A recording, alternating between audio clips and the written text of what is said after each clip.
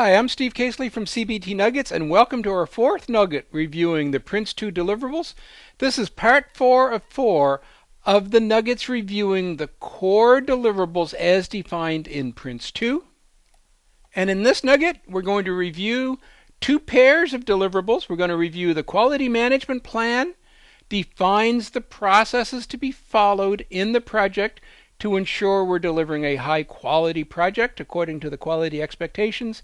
And we're going to review the risk register, which is a working document that we're going to use to track our adherence to, our progress against the quality management plan.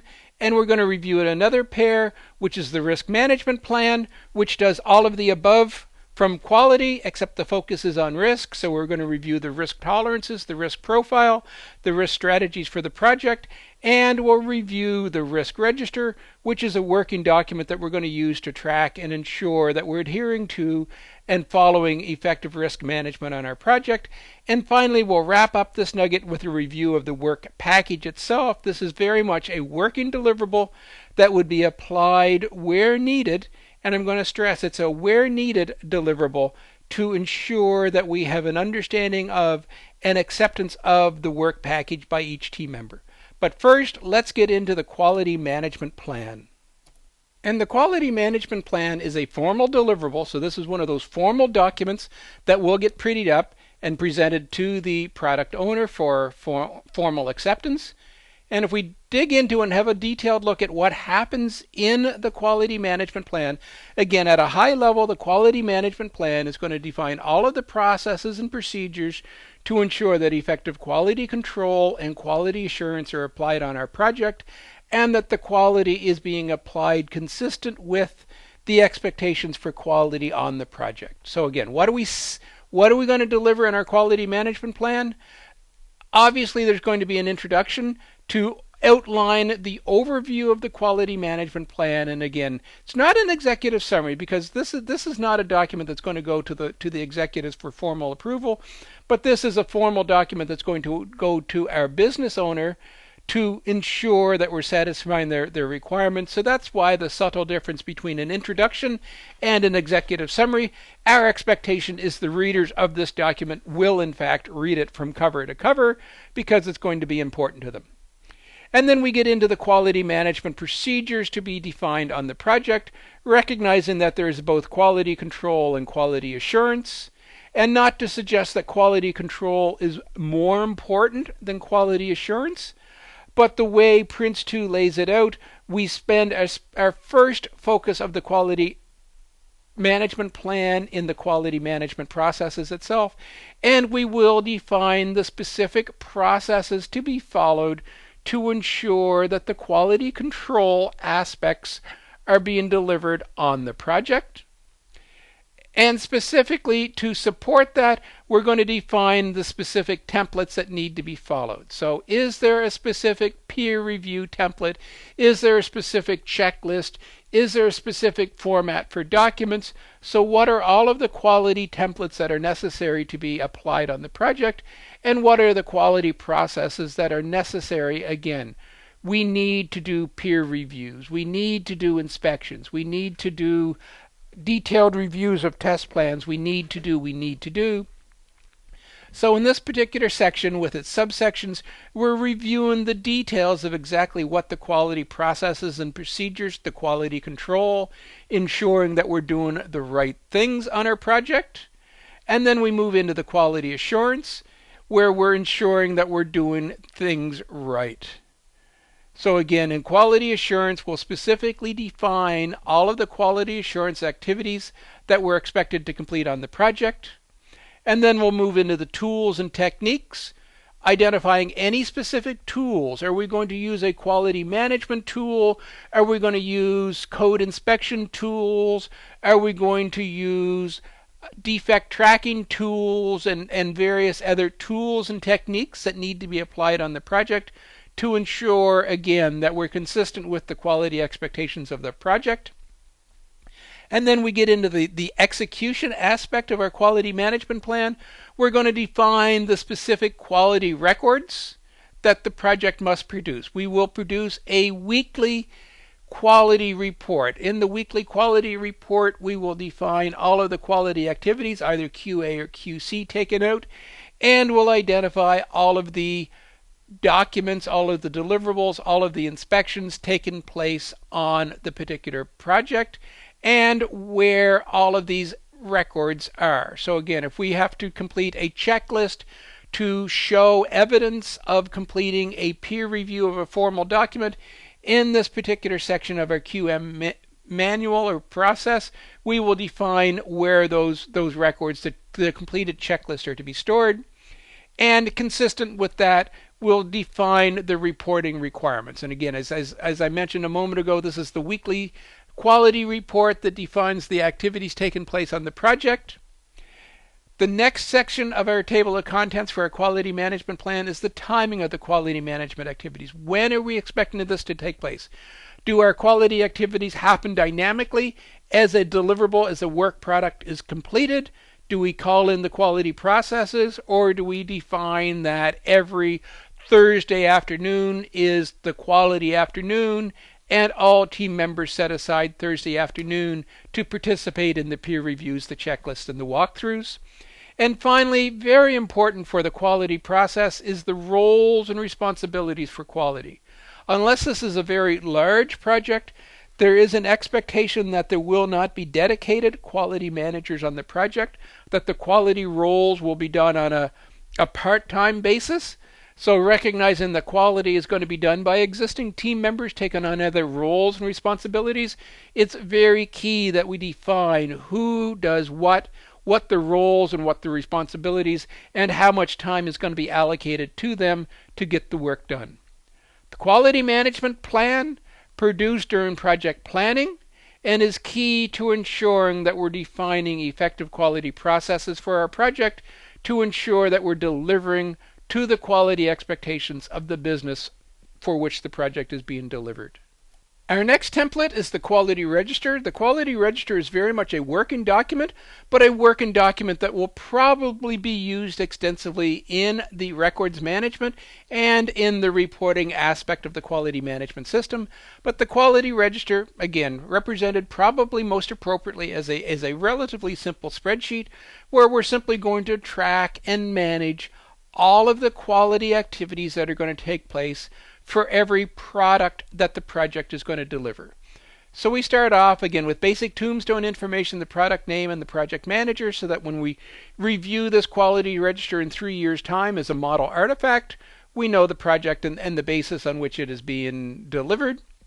But the details of the quality register probably make sense to produce a short form, whether it is a numerical ID or a semi-alphanumeric code to identify the product, because the product name can often get quite long, so we often just need a short form, abbreviated form for identifying all of the products. Certainly not a mandatory approach to the quality register, but a good idea for simplicity in reporting. But we're going to identify all of the formal products. So again, derived from our CI log, the CI log is going to identify all of the configuration items, and we're going to track the current status of the CI items. The quality register is also going to be derived from that CI log. So all of the formal products that are going to be subject to quality processes in our project will be extracted from the CI log, and will track and record and manage the specific quality processes that need to take place on each of those products, on those CI items. So we're going to identify all of the quality processes applied. So for the analysis document, the quality process will be peer review. The quality process will be validation against standards. The quality process will be formal inspection. The quality process will be validated by proofreader. The quality process, so there could be multiple quality processes defined for each product, which is fine. What we need to do is identify all of the appropriate quality processes for each product, and then begin to fill out our quality register. Who is going to be responsible for ensuring that this quality process, that the peer review, the responsible individual is typically the author, doesn't have to be. And we're going to say, here's the date planned. So this was going to take place on Thursday, July the 15th. Did it take place on Thursday, July 15th, or did it happen at a later date? And just saying that the peer review took place is a good thing, but then we need to have our quality manager go in and validate that, so that again, we don't have team members short-circuiting the quality process. That again, we're doing both QA and QC. So we're going to have our quality manager go in and validate that in fact the peer review did take place. And I'm not saying they're going to interview every single participant in the peer review, but they're going to look for the evidence. They're going to look into the record storage area to make sure that the checklists and the completion forms and the peer review minutes, or whatever our quality process definition is, have taken place. And we're going to identify the result. It passed, it failed, minor revisions, major revisions, and so on are required. And what are the specific quality records produced? We produced minutes, we produced a checklist, we produced a validation report, we produced a defect list, and whatever, again, the quality process is going to be. So very much a working document, but very key to ensuring that our project is following the quality processes. The quality register, simplistic form, but going to be your best friend for ensuring that we're following and managing the quality processes effectively on our project. Our next deliverable is the risk management plan. And much like the quality management plan, this is a formal deliverable that we're going to package up and present to our business owner for review. And much like the quality plan, the first part of our table of contents for our risk management plan follows an identical format. So as I said in my introduction, you take the quality management plan and you change the focus to be risk management. Not that quality and risk are directly the same thing, but in terms of the management plans, the format and the expectations of the management plans are very similar, but the activities we're going to take on the project for quality management are extremely different than the actions we're going to take for effective risk management. But again, the expectations at the plan level, or at least at the table of contents level, are very similar. We're going to have an introduction. Again, the same thing. This is expected to be read cover to cover by our business. So we're going to provide an introduction as opposed to an executive summary. Slight different approach here. We're going to define our risk management procedure, and we're going to define our risk management procedure for the 5 processes, or the 5 steps in effective risk management. So we're going to define the actions that we're expecting the team, the project, to take when we identify risks. We're then going to define the actions we expect the project to take when we're assessing the risk and we're determining the viability of the risk. We're determining its impact and its severity to determine if this is a risk that we care about, or if this is a risk that, yes, if all bad things ever happen on our project, it could impact us, but the likelihood, the probability, and the impact is so low, we're going to ignore it. So we're going to define the assess processes, and then we're going to define the plan processes, what we expect the project team to go through as we're developing our risk management plans or our risk mitigation plans, our strategy for avoiding, dealing with, accepting risks into our project. Then we're going to define the specific process, again, we're expecting the project to adhere to when it is acting upon, when it is implementing the risk strategy, the risk plan developed for the individual risks. And then finally, in our overall risk management procedure, we're going to define the processes we expect the project to take for effective communications of our risks on an ongoing basis throughout the project. And again, a similar format. We're going to define the specific tools and techniques we're going to use for risk management.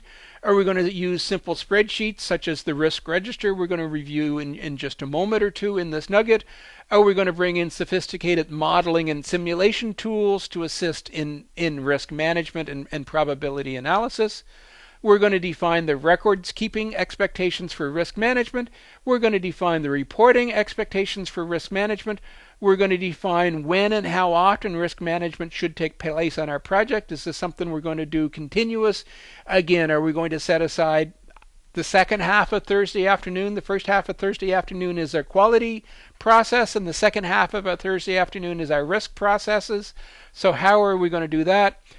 and the roles and responsibilities. It typically is not an assigned risk manager on a project, but we will typically lay out and define the specific roles and responsibilities of how we want the team to interact with the risk management process. So there's our similarity to the quality management plan, but as you can see, we have a considerable amount of extra information that we need in our risk management plan to ensure that we're properly defining the processes to be followed for risk management. The first of these is scales. And scales will be a very brief section in our risk management plan, or at least that's my expectation. It's going to be a brief but very critical section where the scales are going to define the rules that we determine whether this is a high impact, a low impact, or a medium impact. So what's the definition? A high impact risk is a risk that will do X to the project. It will have an immediate bearing. It will have a maximum or an expected delay of 3 weeks, 6 weeks, whatever the process is going to be. So we're going to define the measurement scales that we're going to use to determine the impact and the probability of the risks, so that when we're truly assigning the probability and the impacts to the risks during our assess, we are following and applying scales on a consistent fashion. The next is going to be the rules for how we do determine the proximity. And proximity, again, if you remember back to our risk management nugget, is all about the timing. Sure, this is a risk, but is this a risk that's going to happen in the near future on our project? Is this a risk that's going to happen in the not so near future? Or is this a risk that's going to happen way out on our project in the future? So what is our definition of immediate impact, near impact, and future impact? Is it 1 to 2 days, 1 to 2 weeks, and so on? Then we're going to, again, define some specific rules for risk categories. It's not critical that we categorize our risks by categories. This is a technology risk. This is a personnel risk. This is a business risk. This is a policy risk.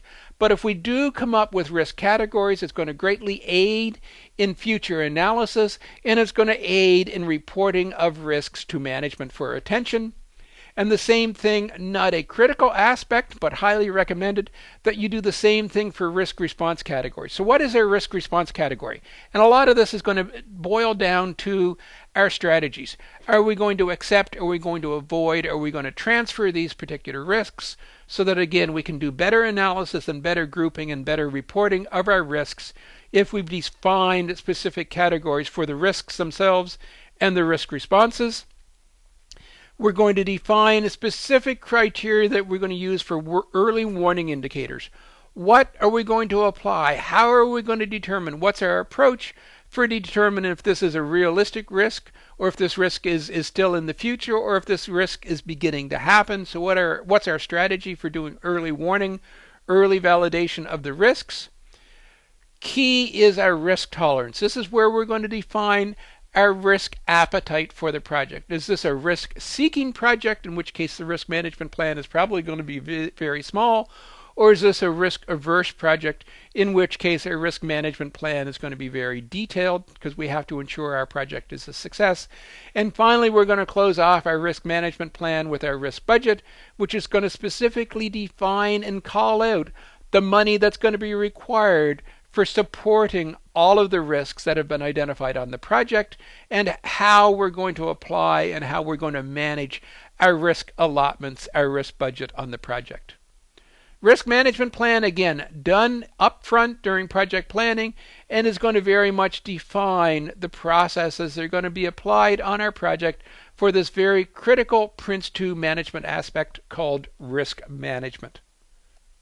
And just like our quality management plan had a quality register that we can use to help apply the execution of the quality management plan, we have the same with risk. The risk register is, I'm going to say, a little bit of a repetition for the issue/risk register previously reviewed. So therefore, if you don't have a truly risk-averse project that has very formal, very elaborate risk management processes in place, you may be able to get away with having a single register for both issues and risks. But if you truly have a risk-averse, risk-fearing project, you probably will want to bring in the separate risk register over and above the issue register, because the risk register will give you a little bit more granularity, a little bit more detail to use in managing the risks on your project. Same basic tombstone information, the project name and the project manager, so that again, if we're using this as a model artifact in 3 years' time, we know the basis on which the risk register was produced.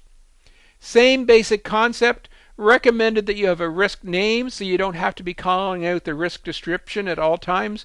Risk number 15 may sound a little cryptic, but if you're doing effective risk management and talking about risks on a regular basis with your business owner, they're going to know what risk 15 is and you don't have to call it out.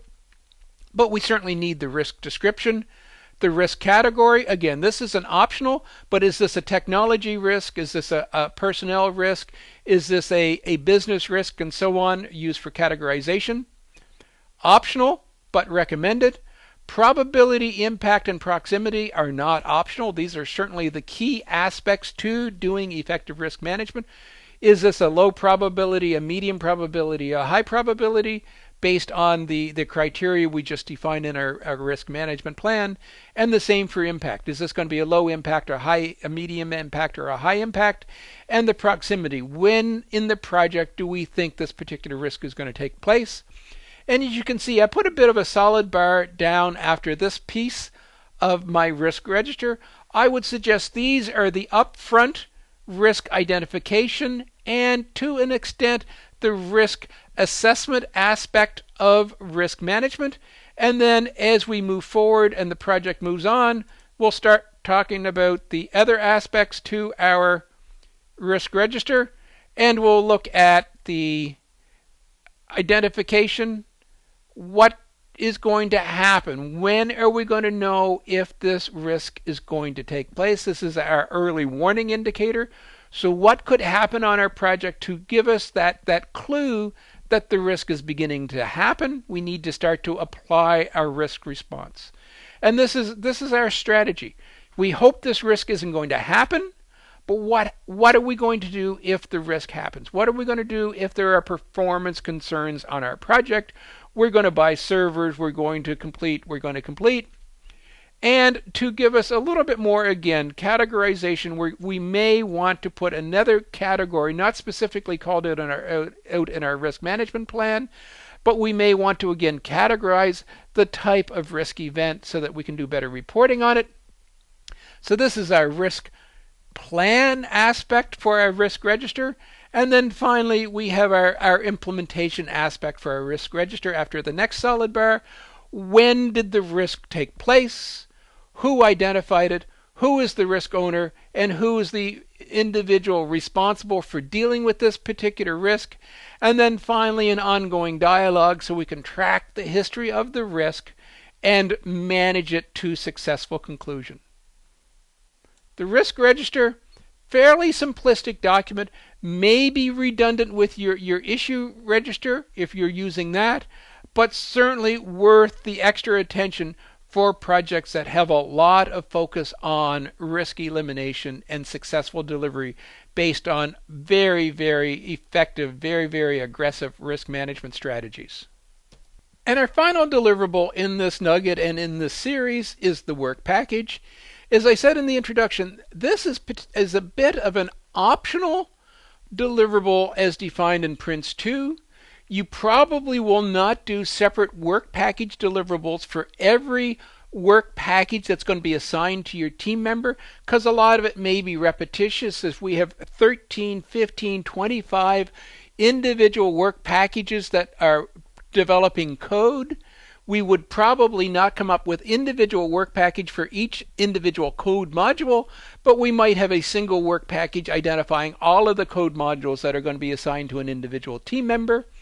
So a little bit of discretion of application of when and how work packages are appropriate, but as you'll see as we go through this specific template, there is a lot of value in the work package because it's going to truly call out what the work package is, what the expectations on the project for completion of the work package is, and a formal acceptance and validation that the team member understands what their assignment is and literally has no excuses but to deliver the results 100% successfully. So what's in this? It will have a look at it. The first and probably the most critical aspect to this particular deliverable is the work package description. Provide a brief overview of the purpose of this specific work package. And I say brief because if it was a complete definition of the work package, the work is probably done, but we need enough of an overview of what this work package is so that the team member truly understands what their assignment is going to be.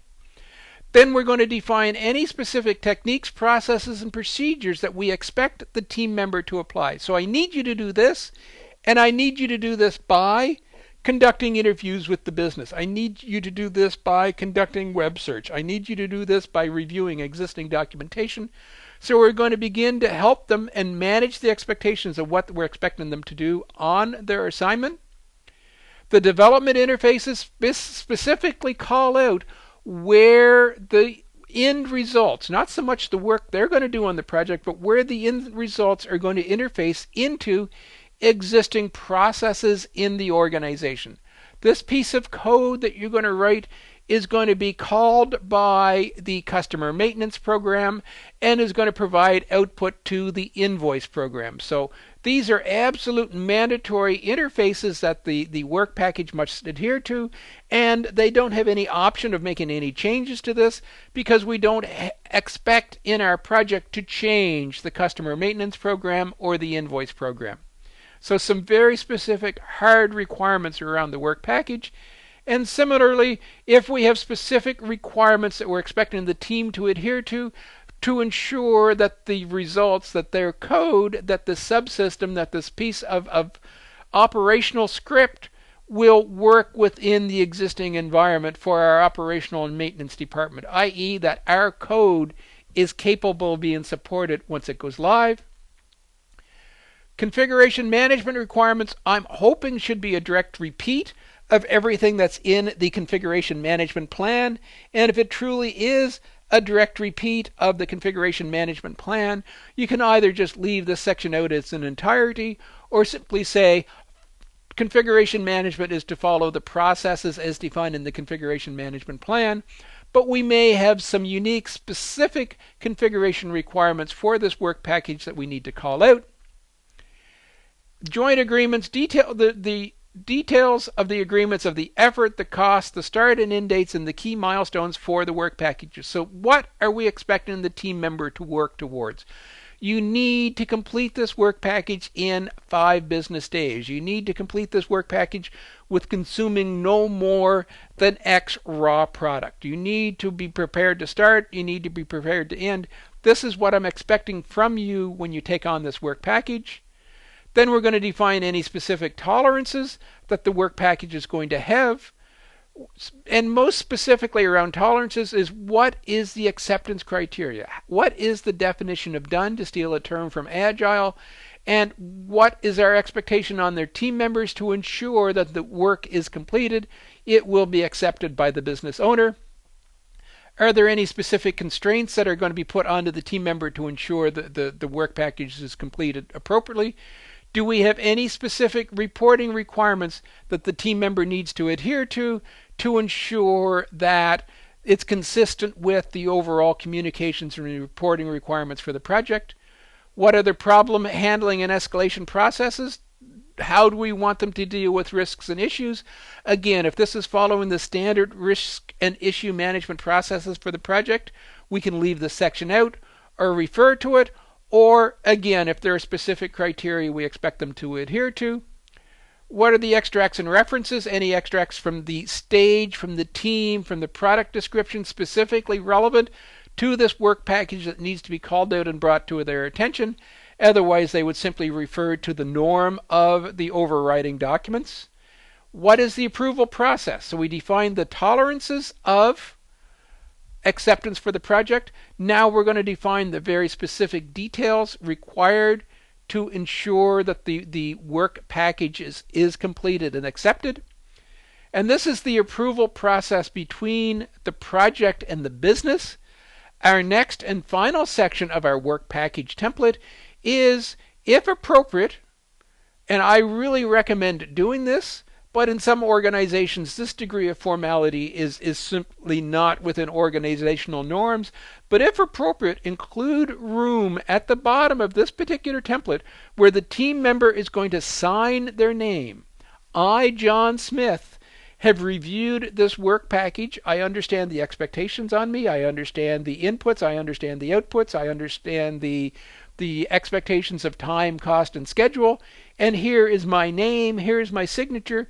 You have my commitment that I will do my very best to deliver to the expectations.